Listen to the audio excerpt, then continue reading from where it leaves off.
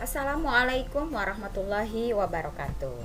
Berjumpa kembali di pembelajaran tematik muatan IPA bersama Ibu Aam. Bagaimana anak-anak? Materi sebelumnya sudah kalian pahami? Berikutnya akan Ibu sampaikan materi di sub tema 2 dan subtema 3. Kali ini kita masih tetap mempelajari tema 1, selamatkan makhluk hidup. Masuk kepada subtema kedua, hewan sahabatku. Adapun kompetensi dasar yang harus kalian kuasai pada materi ini adalah siswa dapat membandingkan cara perkembangbiakan tumbuhan dan hewan. Adapun keterampilannya menyajikan karya tentang perkembangbiakan tumbuhan. Tema kali ini mengenai tentang perkembangbiakan hewan. Seperti halnya tumbuhan, perkembangbiakan hewan pun dapat terjadi secara generatif dan vegetatif. Perkembangbiakan hewan terbagi dua menjadi perkembangbiakan generatif pada hewan. Sama halnya pada perkembangbiakan generatif pada tumbuhan, maka perkembangbiakan secara generatif tentunya melibatkan induk jantan dan betina. Adapun selanjutnya adalah perkembangbiakan vegetatif hewan, tidak melibatkan induk jantan dan betina. Perkembangbiakan hewan generatif dihasilkan dari peleburan antara sel jantan dan sel betina. Adapun hasilnya adalah menghasilkan embrio atau calon anak.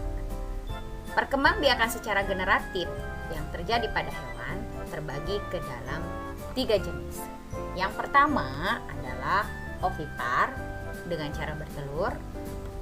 Yang selanjutnya adalah vivipar melahirkan, dan yang ketiga adalah ovovivipar bertelur melahirkan. Kita bahas satu-satu. Yang pertama, ovipar. Hewan ovipar adalah hewan yang berkembang biak secara bertelur. Adapun ciri-ciri hewan ovipar biasanya tidak memiliki daun telinga. Pada hewan ovipar akan terjadi pembuahan dalam 2 kategori. Ada di dalam, seperti contohnya pada unggas dan buaya. Yang kedua, ada di luar, seperti jenis ikan. Adapun embrio hewan ovipar berkembang di dalam telur yang dilindungi cangkang keras. Contoh-contoh hewan ovipar Ibu contohkan di sini. Ada ayam, ikan, dan selanjutnya adalah vivipar. Vivipar adalah hewan yang berkembang biak dengan cara melahirkan. Adapun embrio yang berkembang berada pada dalam rahim induknya. Contohnya seperti hewan mamalia. Ciri khas dari hewan mamalia adalah melahirkan, memiliki daun telinga, memiliki kelenjar susu, dan bernapas dengan paru-paru. Nah, Ibu contohkan di sini adalah hewan kambing. Nah, yang kemarin kalian baru bercoba. Yang ketiga adalah hewan ovovivipar. Hewan ovovivipar adalah hewan yang berkembang biak dengan cara bertelur melahirkan, di mana embrio dibungkus oleh telur namun masih di dalam perut induknya. Setelah menetas, maka embrio ini akan dilahirkan oleh induknya, seperti halnya hewan vivipar. Adapun contohnya, Ibu contohkan di sini ular boa, platypus, dan ikan hiu. Mungkin masih banyak hewan yang tergolong kepada ovovivipar. Kalian cari ya, Nak. Selanjutnya adalah perkembangbiakan hewan vegetatif. Perkembangbiakan hewan vegetatif terbagi menjadi dua. Yang pertama adalah dengan pertunasan. Pertunasan adalah individu baru tumbuh keluar dari individu yang sudah ada. Jadi mirip pertunasan seperti pada tumbuhan.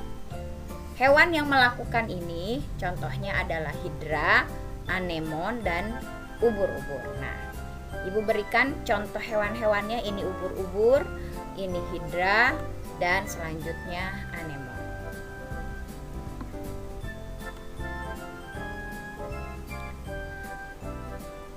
Perkembangbiakan hewan vegetatif yang kedua adalah dengan cara fragmentasi.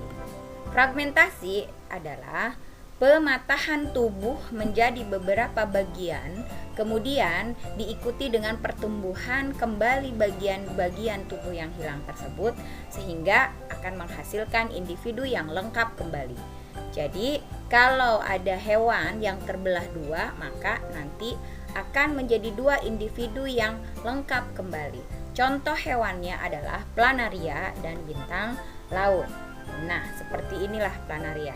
Terbagi menjadi tiga dan akhirnya menjadi tiga individu yang lengkap.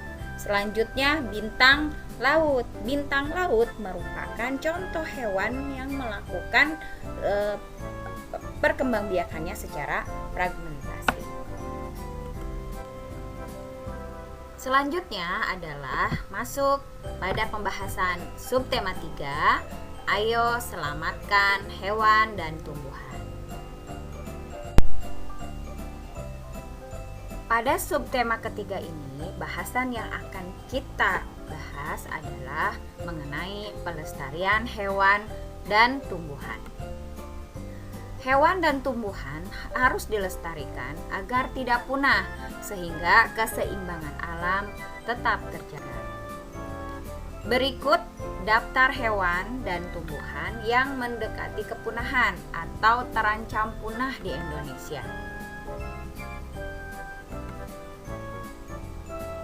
Hewan diantaranya terdapat anoa, kakatua jambul kuning, oa itu kera ya, oa Jawa, orang utan, rusa bawean, penyu hijau, jalak Bali, gajah Sumatera, harimau Sumatera, dan komodo.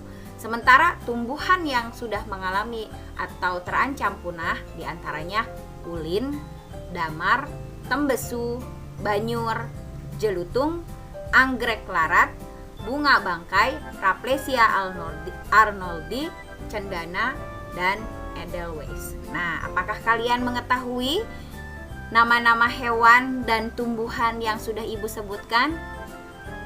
Yuk sama-sama kita cari ya, Nak.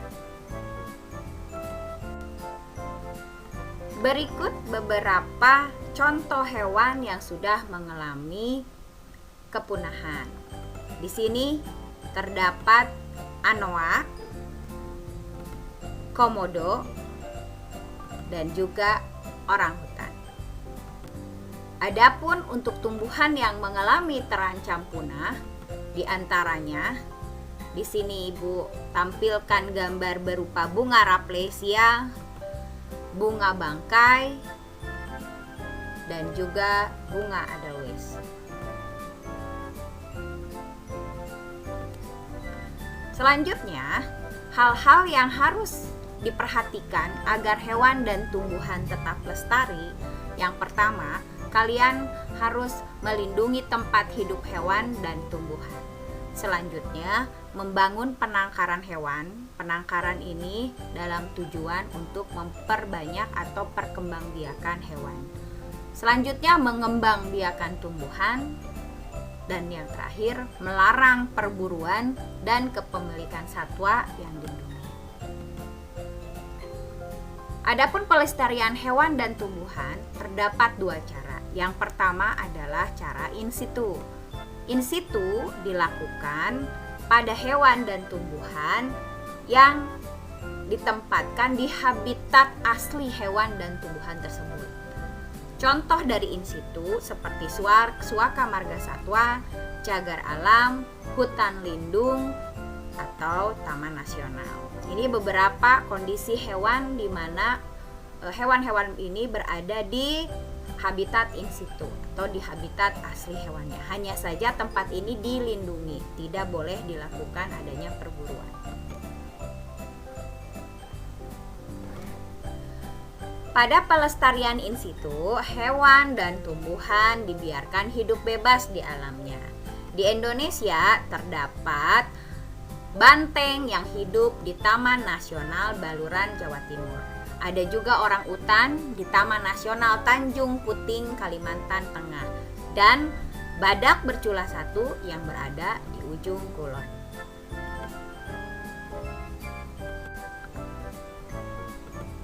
Yang kedua adalah dengan cara ex situ. Ex situ adalah pelestarian yang dilakukan di luar habitat hewan dan tumbuhan tersebut. Contohnya kebun binatang, kebun botani, taman safari, atau berupa penangkaran. Ini adalah foto-foto di mana ini contoh dari taman safari. Mungkin anak-anak sudah pernah bahkan sering mengunjungi taman safari. Nah, anak-anak, demikianlah materi kita hari ini. Langsung Ibu bahas 2 subtema. Subtema tentang perkembangbiakan hewan, subtema ketiga tentang pelestarian hewan dan tumbuhan. Ibu berharap kalian tetap semangat dalam belajar dan bisa memahami pembelajaran ini walaupun dengan kondisi pembelajaran jarak jauh. Demikian yang Ibu bisa sampaikan. Wabillahi taufiq wa hidayah. Assalamualaikum warahmatullahi wabarakatuh.